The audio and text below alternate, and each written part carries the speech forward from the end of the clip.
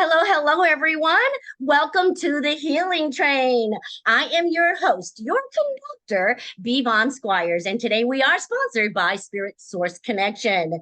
As you know, at Spirit Source Connection, we believe that we're multidimensional spiritual beings and that we have innate supernatural powers that we enact through our intuition, our visualization, our imagination, and our creativity.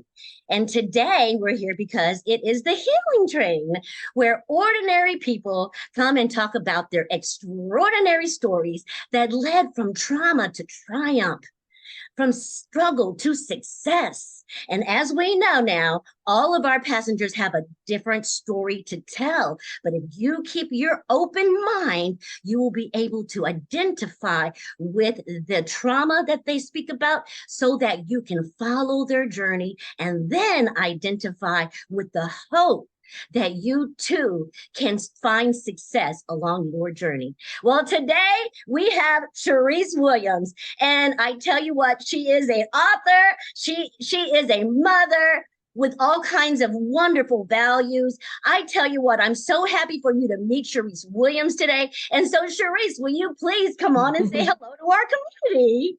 Hello, everybody. Thank you, B.Von, for having me. I'm truly honored and excited to share my story and my journey, the ups, the downs, the ins, the outs, anything that I can do to help anyone else to aspire and accomplish goals or achievement that they're setting for themselves. So I just want to say thank you guys for having me.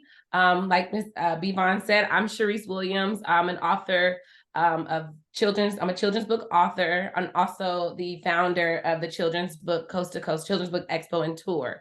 So I'm excited to share with you guys my journey into that area of the children's book world. So yes, thank you. Thank you so much. And so, you guys, I want to tell you, remember Sims, Dominic Symphony Simmons? We called him Sims. He was one of our passengers, and he gave his seat away to Shariece and told us all about her and said she'd be a wonderful fit for the Healing Train. And so, before we go any further, I want to let you know I wrote a book, and it's called The Energy Harvest, a spiritual model for the enhancement of your life. And it is a four-phased trauma healing process that begins with identifying the trauma, because we have to be able to identify the source so that we can heal it at the source and then be able to benefit from the healing throughout the rest of our journey. Then we talk about the set phase, where we change our mindset, where we introduce forgiveness into the picture. Because if we cannot forgive what has happened, we will not be able to move forward. Then we talk about the achieve section of the book, where after you've done all of that hard private work, now you get to see all of the benefits and how you can achieve wonderful goals. And then last but not least, the most important part is sustaining all of the hard work and all of the things that you have accomplished and what that looks like. So with no further ado, we're going to jump on in and ask Miss Shariece to talk to us today about how she was able to identify that maybe she had indirectly or directly sustained trauma during her informative years. Shariece, will you please come on and speak to us and help us understand your journey as it relates to the trauma healing process? Absolutely. So I share with you all that I'm a children's book author. I'm also an educator. So I've been in education for 9 years now. I'm a third grade teacher, and children has always been my passion. I know God gave me that calling to make a positive impact in as many children and families' lives as I can. And I'm like, why am I so passionate? And, what makes me so passionate?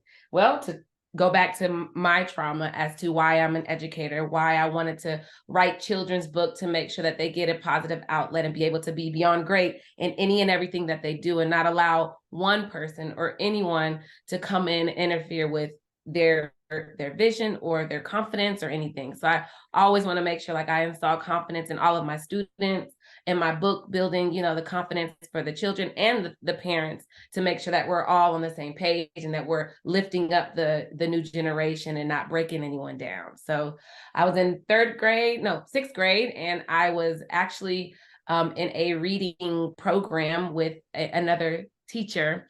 And I remember this teacher used to get very, angry with me because of the level of reading that I was on. I was believe I was on a 3rd grade or 4th grade reading level in the 6th grade, and I'm just like, okay, my mom put me in the program. I'm supposed to be working and she's supposed to be helping me excel, and I just remember this one time she's like, and I still remember her name and everything.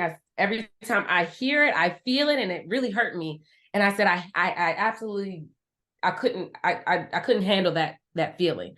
And she's like, no, you are so illiterate.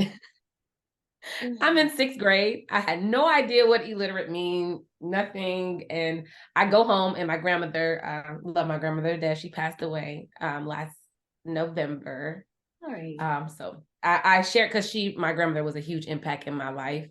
I came home and I'm like, Mom, I tell my mom, what does illiterate mean? And my grandmother, she turns around the chair. She's like, who called you illiterate? And I'm like, well, today I'm reading, my teacher, she yelled at me. She said, you're just so illiterate. And I'm thinking like, okay, maybe it's not that bad. And so my grandmother told me to come over. She sat down with me and she said, you are not illiterate. Illiterate means that you can't read, and you can read. And she put a lot of confidence in me for me to believe that I am a great reader, and I will be a great reader, and I have to practice, and I have to keep practicing to become a great reader. And that comment that one teacher made to me impacted my entire life for me to aspire to be even greater than what I felt like she thought I could be. I wanted to go into education because I never wanted a child to feel the way that I felt. And even if a child was unable to read at their best ability, I'm putting all my energy and all of my confidence in them for them to believe that they can read and that they can be a better reader, no matter how old or how young they are.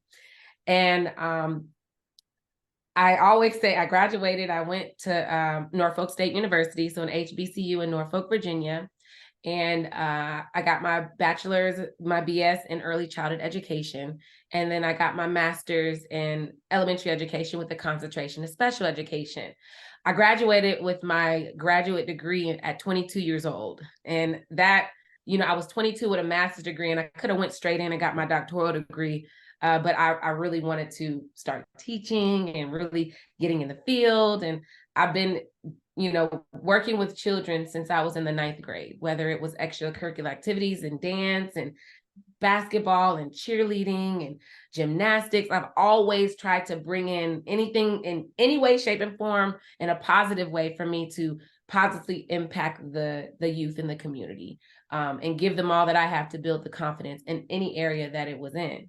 And I wish that when I graduated at 22 with my master's, I said, Mom, I wish I can go back to my 6th grade teacher and tell her, look, I graduated at 22 years old, and I was magna cum laude as well. You know what I mean? It was just a lot of things that I was just like, that one comment that teacher made to me impacted all that I did. And I always said, I will never allow anyone to break me down. And my dad, he would always tell me, no matter what you're going through, you're always smiling, or no one ever knew what I was going through, or if I was sad or nothing, because I've always just kept a smile on my face, and I've always just looked to God, and I prayed about all my situations to help me overcome any of the trials and tribulations at a young age that I was going through, and try to just keep the positive and uplift, out for myself, and so that I'm strong for anyone else that may be going through the situation that I did go through, or that, I did go through. Because my dad would say, you went through so much at a young age, and you probably been through more than a 30-year-old woman been through. And I was in high school going through those things, because there was always someone, I guess, trying to take my joy away, or it was teachers, and it was, adults, and I don't know if they just didn't want to see me happy, and I'm a very just positive person, very humble person. And I try to just make sure that I give my all, and I'm the best that I can be in anything that I do, whether it was in school, whether it was doing sports, it didn't matter. I give my all, and I go 110, so that I can know that I gave my all, and that I'm receiving that I did it, the greatness of what I did, and I feel great about it, and not wish I coulda, shoulda, woulda when I, had the opportunity. So with the trauma, we've heard back to how I got to where I am now. was that one situation, and it motivated me. And I always had, and I forgave her. I did. Once I did my children's book, and I wrote not 1, not 2, not 3, not 4, not 5, not 6. I did 8 children's books, motivational and inspiring books that, motivate children to never give up, work hard, and be beyond great in any and everything that they do. And in my books, I try to build the confidence in them that if you're not able to do it right now, the word can't doesn't exist. You will be able to do it, but practice for perfection, and perfection becomes perfect, and you're perfect within your eyes, so that was my whole motto. And I felt like, what, even though I had that situation with my teacher that made me feel the way that I did, I knew that because I overcame it and I recognized it and I capitalized on it, I knew that I'll be able to inspire and, put the positive and the confidence in children who may have that same situation, not only with teachers, but at home with siblings and family members, but they have that one person that they can come to, and they know that I'll be able to, that they'll be able to confide and help me, I'm able to help build that confidence of what they need during their time of their, formative years, or their time of transitioning in life. So that was my trauma, and that's how I recognize it. And that's why I am where I am now, because I never gave up, and I never allowed not one person to break me down and make me feel like, self-doubt. So yes, that was that one phase. I know it's a lot, and I have so many stories and so many different situations that I can share, because I know everybody goes through their trials and errors to be the person that they're supposed to be, that God put them on their earth to be. And I know I always say, even though I've been through it, and then you're getting ready to go through it, some things that I wish that I would have known during my trial and error, I'm able to share it with you to help you overcome what you're going through. And vice versa. Some people have been through more than I've been through, and their stories are able to help me overcome my trial and error that I'm going through at that time that they've already been through. So I'm very transparent and open with just learning, and not being enclosed and thinking I'm always right. No, I'm always open to learning new things, and being able to, express and be vulnerable to everything, and super authentic and pure, and down to earth with anyone that crossed paths with me, that I know that they would share, how I am, because I'm very passionate about everything that I do. So wow, Shariece. Oh my goodness. Thank you so much for all of that. Wow. Graduate degree at 22 years old. That in itself is a remarkable feat. I mean, there are people in their 50s and 60s that don't have a graduate degree. And, just to hear you say, yes, I did feel some trauma or experience some trauma from one of my teachers, but it didn't keep me down. Oh my goodness, the feeling that you felt, you're like, I don't ever want another child to feel like I have felt. And I am just so happy to see that it motivated you so much to the point where you decided, I am going to help formulate an idea of excellence for these children. Oh my goodness, 8 children's books? Wow! Yeah. How exciting is that? Yeah. How exciting is that? Wow. It's amazing. It really is amazing. It really is. And I honestly, like I said, I'm very spiritual. So God definitely gave me the guidance in all that I'm doing, and I walk through his faith, and I'll be like, it's as clear as me looking outside that I can see what he wants me to do, and I just try to fulfill what he needs me to do. Shariece, I had a teacher in my 5th grade. She was my math teacher, and she really impressed upon me my ability to do math, because I was not very confident in math. And she impressed upon me, you can do this. And I have never forgotten her over all my years. And so thank you for being a teacher. Thank you for the selfless service that you provide to parents' children and the job that you do to motivate them, to keep them moving forward. Teachers have such a great position in a child's life. And I'm so happy that your children get to experience you for their teacher. Yeah, how exciting. And so I did hear you mention a little bit about how you were able to forgive her. And so the next set of or the next phase of the Energy Harvest workbook is the set phase. And in this phase, we talk about forgiveness and how important it is to forgive the people who have harmed us in the past. We know people do the best they can with what they have, and it's not about pointing fingers, but it is definitely about seeing where we have our challenges and identifying places that will keep us from moving forward. And forgiveness is something that I know was so important for my life. I had to forgive them, and then I had to forgive myself. Wow, who knew that self-forgiveness was just as important, if not more important, than forgiving your abuser or forgiving the one who has traumatized you, should I say.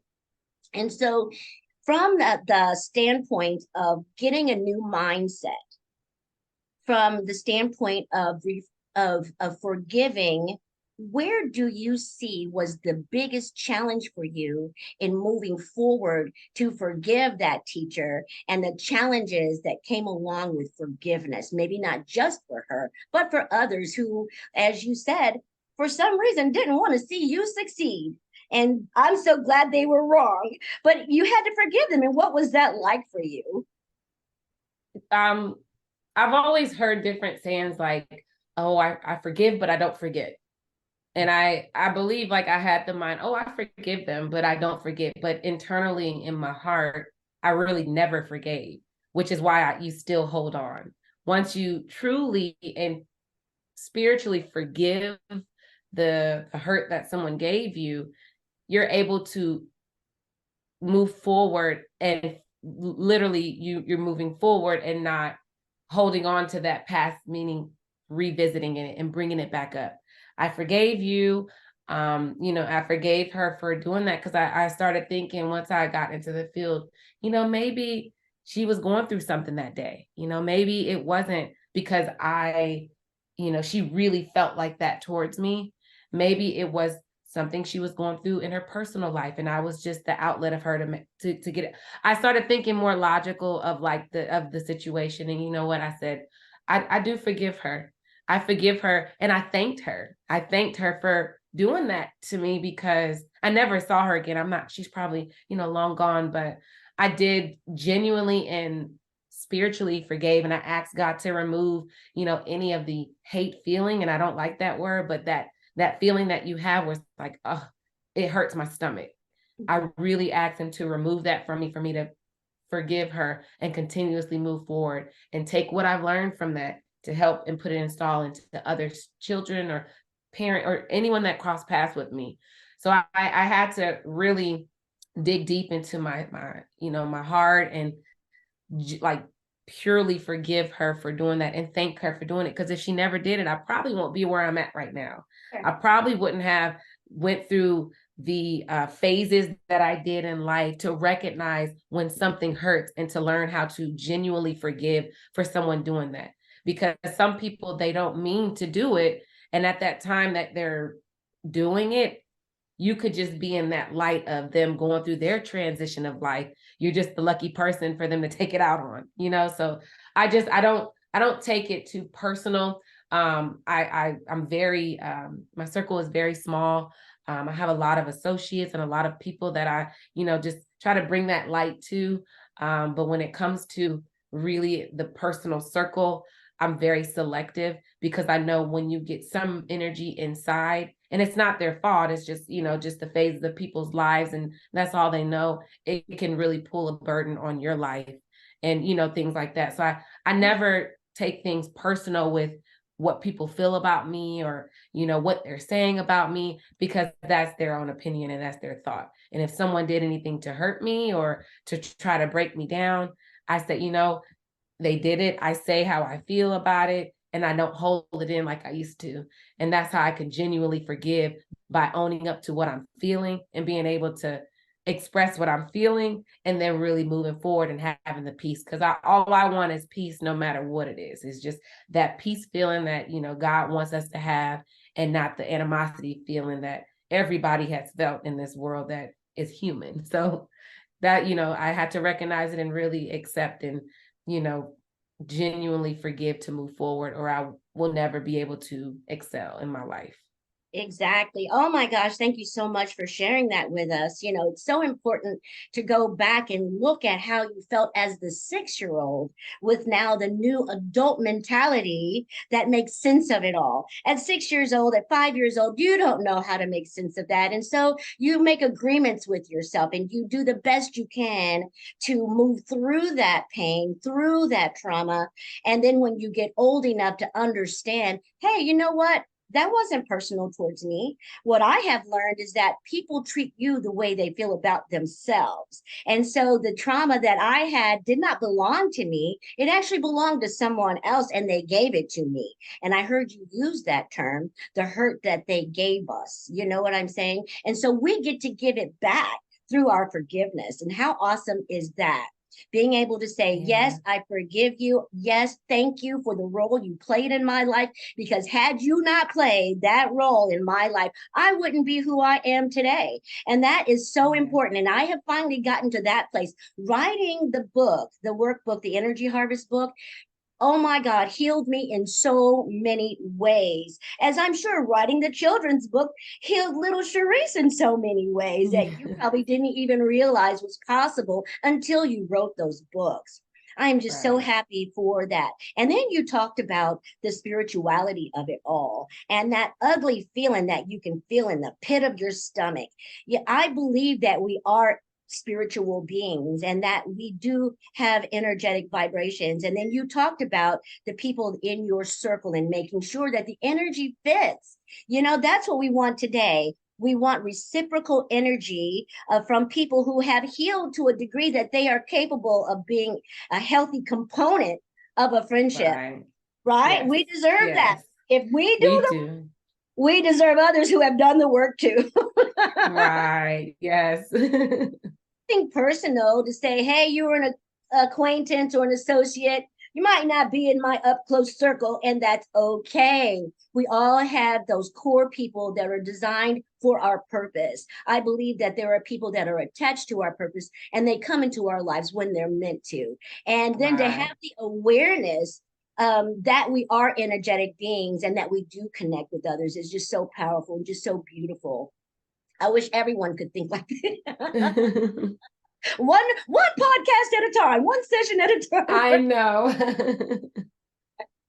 It is. I know. I like I say, I've always tried to just keep a positive mind and a peaceful. I just only want peace around me, and I know how it feels to have animosity and drama and those type of feelings that you feel at a young age. And I never want that. I'm over here like I just want everybody just be peaceful. If there was one wish, I'll just have peace in the world. Like exactly. I think but it's not like that.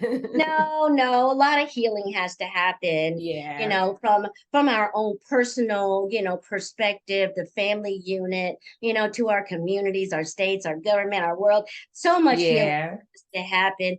But I'm hopeful. And as long as people like you and I continue to come on platforms like these to show people what is possible, I believe that we will arrive at that at some point.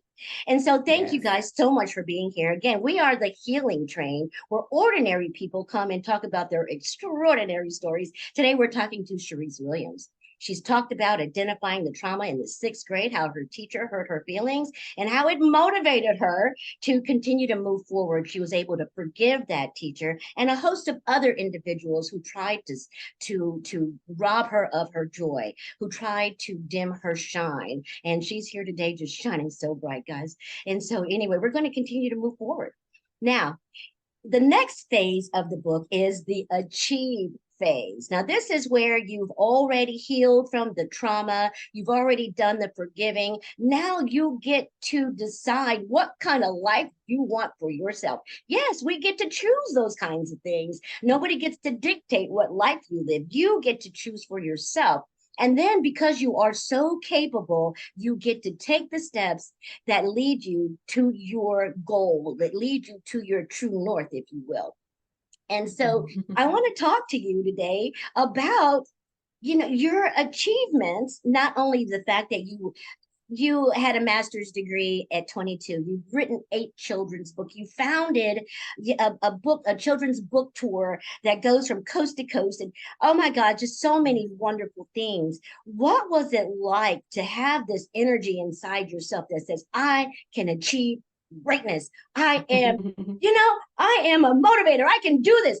What was it about that was so important for you to say, I need to achieve this so I can show others what is possible? Wow.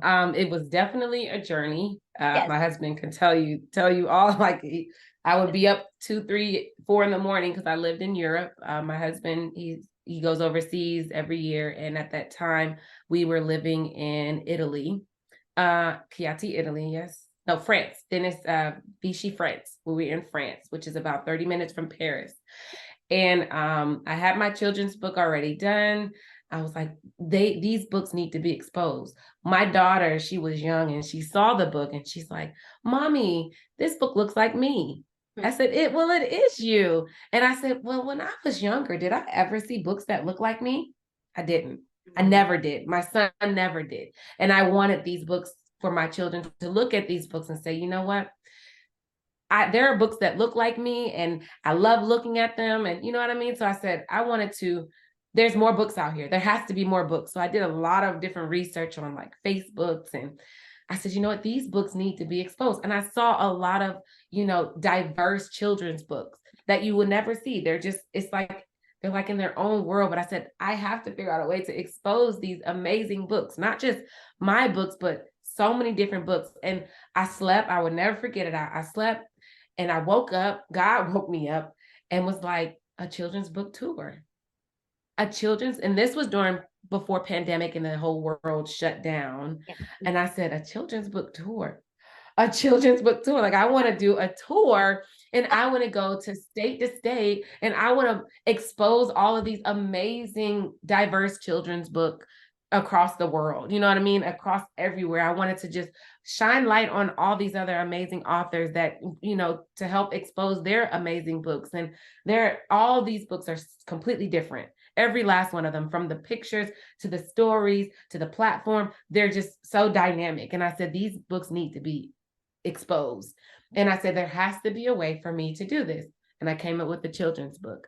At that time, I was, helping other people write books and getting their books out and trying to, I did the same exact platform and strategies that I did to at least hit 100 or 200 people. With my first children's book, I God gave me the line of how I can expose my books, and I did it, and I sold 200 books in 24 hours.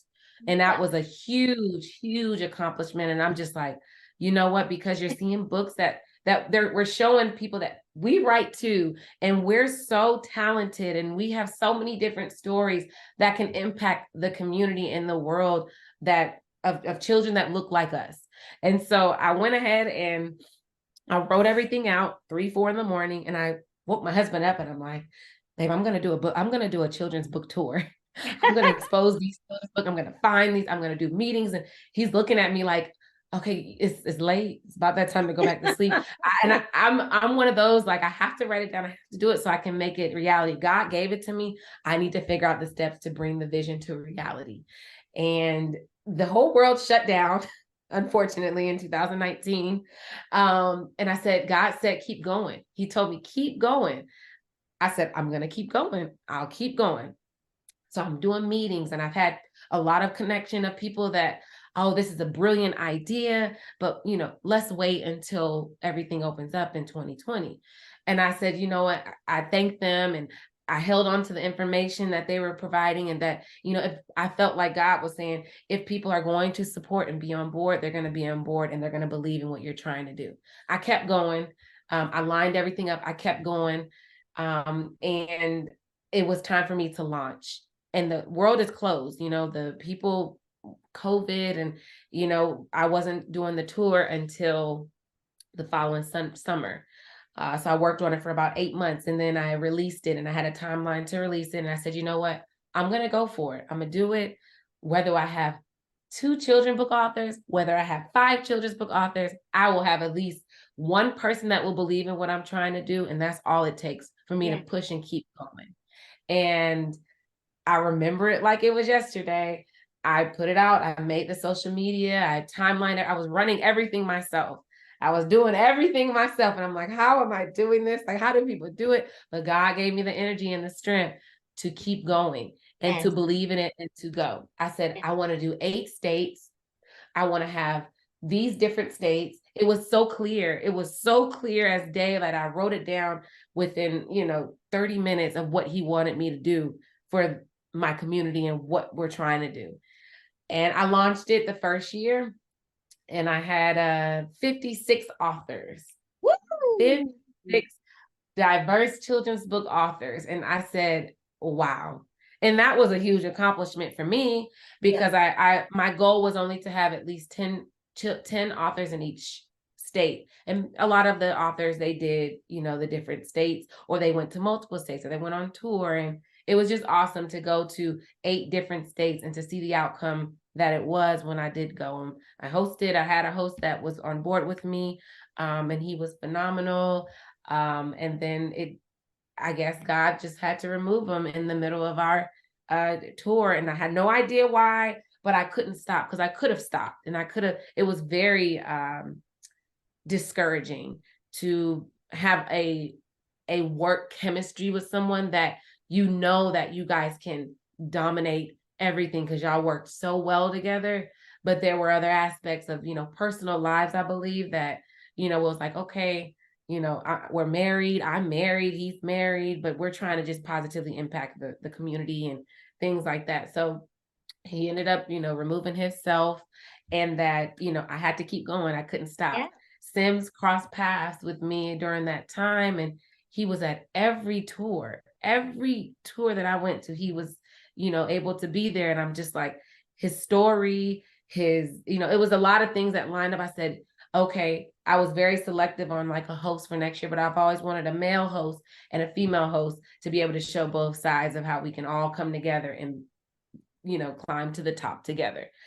And so I launched the first year, and it was super successful. And when I say success, I don't say money. I don't, money comes and go, but the success of me being able to meet as many people as I can that were children's book authors like me, and expose their books and shine positive light on them and what they're doing, and just do whatever it takes for them to know that your book is phenomenal. You are a dynamic person. We're going to reach as many families, as many people as we can, and keep it going. And it's a motivation for them to keep writing, keep inspiring, keep going. Don't stop. Even when you're in those pitfalls, it's okay to, to pause. It's okay to take a break, but it's always going to be there. I said, children's books are a legacy, and a legacy never dies. And that's what we've created.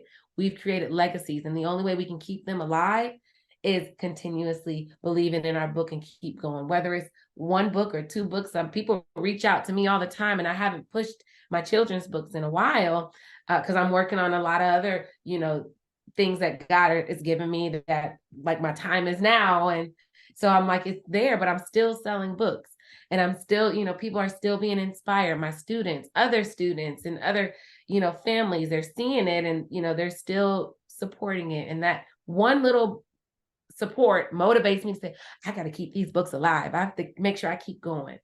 And then I said, you know what? That was a phenomenal. I did a survey. It was amazing. I got a lot of feedback where it was like, this was awesome. I invested in it with my own money, and it was an investment that I did. I didn't know about scholarships or grants or reaching out and things like that. I said, you know what? I want to invest the money that I have and that I saved for me to help other authors and shine light on them. And that's what I did.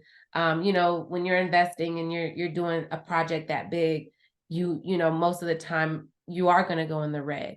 You are going to go in financial hardship. And that's just a part of the world and society of when you're investing. If you don't have the funds to, to just, invest. And I didn't, I was a mom of 2 kids, a husband, he was working. I was still doing like EL, English learning, teaching online to have something coming in. And, but I didn't have money like that. I dropped everything and all my dreams and my goals to be with my husband, and that so that we could be a family overseas. And I picked everything back up and I said, well, I'm going to go in and I'm going to invest in it. And that's what I did. The second year, it was even greater, even bigger. I ended up with 216 participants. 16 participants. I had 10 authors. I had 30 authors in Philadelphia, 20 authors, I believe, in Atlanta, and then I had 30 authors in Houston. So it just grew. And I feel, I know I want to keep going, and I know I want to, keep it going, because it was awesome. It's a great feeling. And I was able to connect, and so many people connected and kept going and kept doing tours. And, but I had to put things on pause financially for myself and for my family, because I kept investing, but I was not profiting or anything. And like I said, when I do things, it's not for money. I don't, money come and go, but when you're creating, and the money will come eventually. And my focus is never money. It's never been like that. I've never been like that. I always say, you know what, but memories are everlasting. Projects and things like that, those pictures, those are success to me. Seeing a smile on, this author's face that, sold 5 or 10 books, that was success to me. It was on that aspect where, well, what is your success? And it's measuring to deal with life situations and to be able to overcome those life situations that God presents. That's success. And when I continued to go with what God was giving me, the vision that he gave me to make a reality, it just kept growing. And I know last year I was like, I'm going to do it this year. I had a baby last year. So I said I couldn't go on tour because I just had the baby. I was about 8 or 9 months. And then we had the baby, and I had to really tend to 3 kids and a husband, not 2, but 3 kids with a husband. And I said, I want to open it back up, and I want to do it. I get messages and emails and phone calls all the time about tours coming up. And, I said, I'm going to do it. Every year I'm going to do at least 1 tour. And God gave me another vision for me to have my own building and really put in, and I'll be able to host at my own building, my Children's Book Expo in Las Vegas. So I'll be able to have that setting and not be able to continuously grow. And Vegas is a place where everyone wants to go. And it's a place that's needed for children to see books that look like them. And I'm so thankful, and I'm so grateful that, the path that I went on and the journey that I've been on. I've dreamed about this particular day of me getting my own building and being able to have a youth outlet there, and having my books there, and being able to have the Children's Book Expo there. When I had everything was like, this is where you're supposed to go. And if you continue to have faith in me, you're going to get what you've been dreaming for. And since 9th grade, I've always wanted my own building, and it's not big, but it's a start where I can be able to bring all that I've done throughout my life in this one setting to be able to impact the community in there. And it's no better place than Las Vegas, because it's needed. And I'm going to be the only studio in the area where I live at. And I've got rejected 3 times, but I kept going because they don't want to bring the positive things into the community where it's needed, and give our children an opportunity to be exposed to everything, whether it's writing a children's book, whether it's doing the extracurricular activities of tumbling and cheerleading and dance and performing arts and things like that. They won't get the opportunity like that because they are unable to afford it. People don't want to open up in that area because, they don't want to deal with whatever the outside has to bring to them.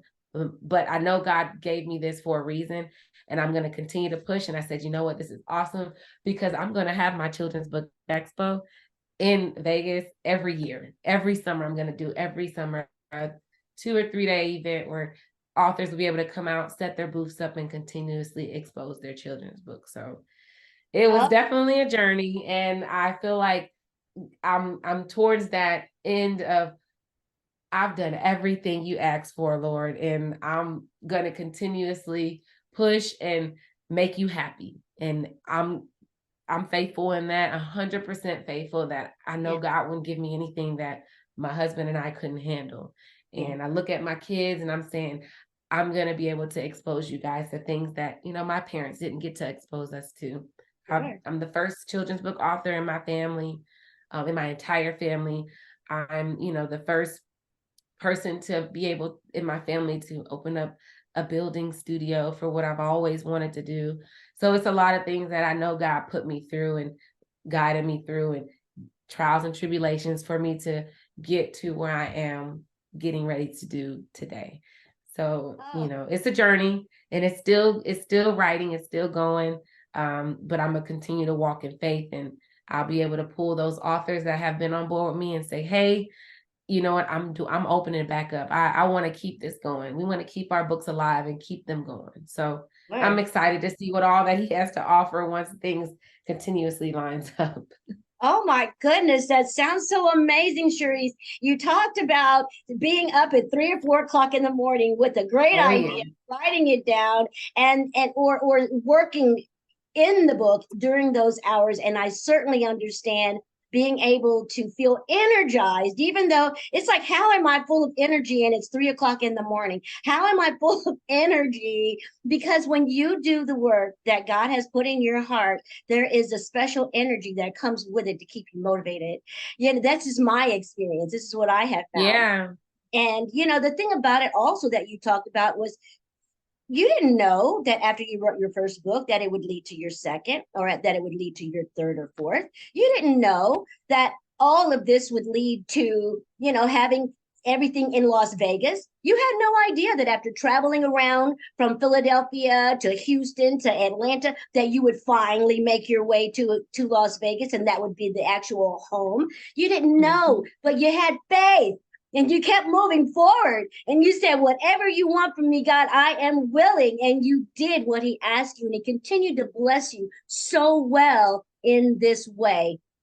I can certainly agree. I want to jump up and down right now. Inside my heart right now, I am jumping up and down and celebrating God right now, because I know what it feels like. How amazing. It's like, I'm really, really appreciating your energy in this moment, because I'm identifying with it. It's got me emotional right now, but I'm over here like, because I've never really visually shared the story, like it's like literally seeing how God has blessed me through this journey. I never, like, me telling you this is like, wow, like I've held it in, or I've never like really came out and told that to anybody of like my journey, and like, because I just go with the flow. I never really can, I guess, reflect on it and see like where I was and where it is and where it's going. Never did. And I literally, like, I got emotional. I'm sorry, guys. Don't be sorry. It's a true testimony. And I know that if I can do it and can continuously, aspire to accomplish visions or goals, like anybody can do it. And I'm the one person that, like, if I hear someone that's passionate about doing something, I'm going to do whatever it takes for me to help you accomplish that goal. So I'm sorry to kind of get like emotional, but just kind of reflecting and telling you what my journey was, or where it started, where it was. It gave me like chills and just goosebumps, because I'm a true testimony of God. And I really, really believe like he put me on this earth to continuously impact families, youth, children of all ages, and continuously uplift and bring that energy to anyone that crossed paths to me, to believe in what they're trying to do and to never give up on it. So wow, like this is so powerful. That's why the healing train is here. This is why it exists. So people like you can come on and tell your story. This is a platform that allows not only the passenger to tell an incredible, extraordinary story, but also the viewer to relate and identify with your journey. Thank you for your vulnerability. Thank you so much. I'm a crybaby. Beautiful. No, this is so beautiful. I love your tender heart. And thank you so much for sharing that with us. And so as we move forward, we're going to talk about what it takes to sustain all of this wonderful energy, all of the, the dream itself, the mom, the wife, the teacher. What does it take to sustain all of that, Miss Shariece? Honestly, the strength and prayer, to keep the motivation there. There are times where I'm tired. There are times where, I'm like, oh man, I work full time. I'm a full-time mom and a full-time wife. And there's times where I'm exhausted. Sure. But I always put in my mind, God would not give you anything that you cannot handle. And I'm a firm believer, and I have to make sure that emotionally, spiritually, and physically, I'm strong so that I could be physically and emotionally strong for my kids, my husband, and, anyone else that comes into my path. So just self-motivation is the first law of nature. You have to be self-motivated, and no one can motivate you but yourself. And I have to tell myself and look in the mirror, and you can do it. Get up. Every day is a new day. You know what I mean? Every day you can make a impact in some way, shape, or form for yourself or for someone else. If there's a vision or dream that you have, write it down and hold on to it. If God keeps giving it to you, that's your walk. And you need to go ahead and start walking. And then when it's time to run, go ahead and start running, because God is going to hold your hand and pull you in the direction he wants you to go. And, that's what keeps me going. I know he wouldn't give me more than I can handle. And when he keeps showing it to me, I got to keep going. I got to make it happen. I got to stay motivated. I look at my kids, and, this is for you guys. I look at my husband, like, we're doing this together. Like, we're going to make, our dreams reality together. And we're going to look back on it and be happy for it. So I always try to keep that positive thought process, even when I'm tired or even when I don't feel like doing something. Timeline myself. If I'm tired, take a break. It's okay to take a break. It's okay to take a break or 2 days and then revisit it. It's okay to close the book. I've closed my book many of times. Many of times I've closed it because I felt like, well, it's never going to happen. I feel like it's not going to happen. But God always brings somebody in that door, and then the book, you got to open it back up now. And I've opened this book back up with everything that I've been through and everything that we've gone through. I've opened it up, and the book has not closed. I'm steady writing it. I'm steady writing. And I said, he brought one person in my life for me to open this book up. And I'm like, this guy didn't even probably know that you are God sent. I told him, you are God sent, because I've dealt with a lot of different realtors, a lot of different people that have tried to close the book. I closed the book. I kept closing it. But this one person said 3 words and wasn't even supposed to call, didn't know. I never answered the phone for numbers that I don't know. And I opened the book, and now the book is never closing because I'm steady writing, and I can't close it now because we're already locked into everything that we've been dreaming of doing. So I just look at those things, have patience, have faith, keep going, and it is going to happen. And if God keeps showing it to you, that's your calling. That is what you're here and meant to do. And it could be anything. It could be helping people. It could be writing books. It could be coaching. It could be counseling. It doesn't matter. But if God keeps showing you, like, this is what you're supposed to be doing, you're going to be successful in that of what you're supposed to be doing, because it's God's calling and not your calling. It's God putting you where you're supposed to be and not you forcing yourself or where you're trying to be. That's the difference. So I said, I'm gonna just keep my faith and keep walking. I know he wouldn't give me much that I can't handle. And when it's time to take a break, he's going to tell me to take a break, and I'm going to take a break. And then I'll revisit it, because my energy is back up to revisit it. But when you're overworking and when your priorities is not where it should be, where you're, like this, juggling, like I have kids and a husband. I can't sit on the computer and work all day like I would if I was a single mom. I mean, if I was a single woman by myself. No, I got to prioritize. My kids are important. They have needs and they have their wants. My husband is important. He has needs and he has his wants. So I have to make sure that I'm able to balance, be a mother of the house, the backbone of my husband, you know, cooking and cleaning and doing everything that I need to do. And then when my kids are asleep or when my husband is doing, you know, his jobs, I'm able to tend to my vision and goals and open it back up and keep going. So the motivation of life balancing is what I learned this year. Yes. Doing this. Wow. And I am going to continue is that way, because I would overwork myself and I would be exhausted, and I would be, my priorities were off. My kids needed something. I was so focused on this. My husband needed something. I was so focused on this. And I learned this year with all the patience that I did, I let go and I let God, literally, I let go and I just let him lead and guide me into that direction. And I pray about that all the time. Allow everything to be in your will and not mine. Yeah. And those are things that I value, you know, with what I do now, just with everything. And I've had that, but I think it really triggered it when I thought like, well, I can't force something that if it's not meant to do, I can't force it. So I let go and I just let God lead and guide me and just pray, allow everything to be in your will and not mine. If it's meant, it will happen. And if it's not, you got something better, you know, something better for me in stores. So wow. Self-motivation of all of that and having faith and just walking in his faith. That's where I'm at in life and just everything. Oh my goodness. That sounds so amazing.